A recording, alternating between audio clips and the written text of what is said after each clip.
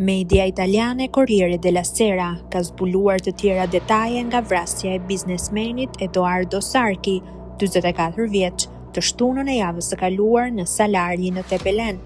Sipas Corriere, shumë gjëra po thuhen për vdekjen e sipërmarrësit të ndërtimit nga Cunardo në provincën e Varesës, i vrarë të shtunën në Salari, një fshat në Shqipëri që prej kohësh ishte vendbanimi i menaxherit pronar të një fabrike të konsoliduar në një vend me një zjerim të jashtëzakonshëm urbanistik dhe imobiliar.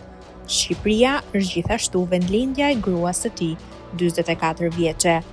Është e sigurt që ka qenë një vrasje, por sipas asaj që mësohet nga Corriere, nuk ka munguar muri lashtë i heshtjes lokale dhe një skenar për të hedhur hije. Sipërmarrësi nuk është vrarë me armë zjarri, por e kanë rrahur brutalisht me shkop në kokë dhe personi që kërkohet nga policia nuk ka lidhje me ngjarjen.